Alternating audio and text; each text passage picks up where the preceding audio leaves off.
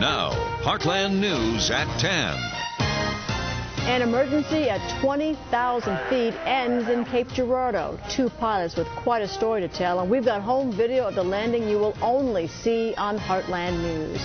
Good evening. It was anything but a routine landing for two men from Arkansas. At 27,000 feet, the windshield of their plane failed. They passed out. When they woke, they were in a free fall. 20,000 feet in just over a minute. Tonight we have exclusive video of that plane landing, and we let the amateur photographer himself describe the amazing scene in his own words. The airport. It looks like the runway should be about 12 o'clock, a quarter mile for you, just to get to the numbers there, sir. Roger, we got the airport. We're turning base to final this time. At this point, they're turning what's called final approach. I didn't have any idea that the plane was damaged as it turned out to be, looking through that small viewfinder and that camera. At this point, the pilot's having a tough time seeing the runway because the windshield is spider webbed. It's cracked. It's not blown out, but it's just basically turned white. And at this point, he only has one control surface on the tail. He has one elevator left. He and the other pilot are working together. I'll be able to get back to him just before he touches the ground here. I lost him for a second.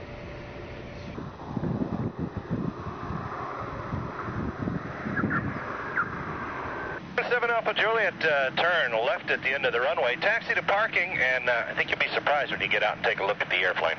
Roger, we're turning left, and nothing can surprise us anymore right now. Those words would come back to haunt those pilots because they would be surprised. After free falling 20,000 feet in just over a minute, we get our first glimpse of the damage that fall caused to their plane. Take a look at this. One part of the tail literally missing, and the pilots have absolutely no pitch control. The only way they were able to get the plane on the ground was by using the throttle and speed to bring it onto the runway. Around front, the shattered windshield. Yeah, I'd have to say that had to be a little rough. You have to talk to him, tell him we said so. And you can see where the wings of the plane actually were bent from the fall.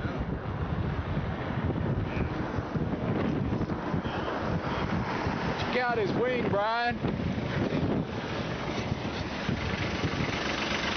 I got one. This market ain't got one.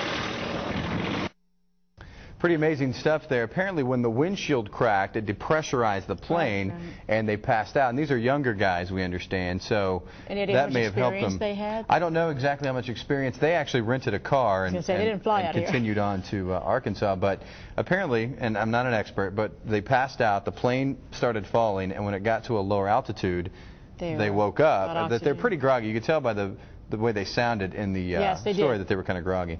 But airport manager Bruce Loy says he has never seen anything like this. Probably the most amazing situation I've ever seen in the 10 years I've been in Cape Girardeau, and I got to tell you, actually throughout my career, I don't think I've ever seen an aircraft land with this much damage, especially to the tail, and have the pilots be able to land accurately, safely, and be able to survive.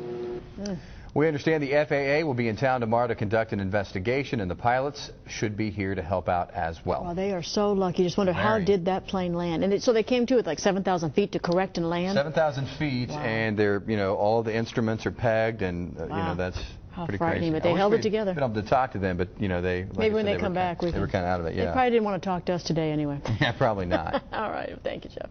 Well, people in Central Florida will be dealing with disaster for some time. The death toll from the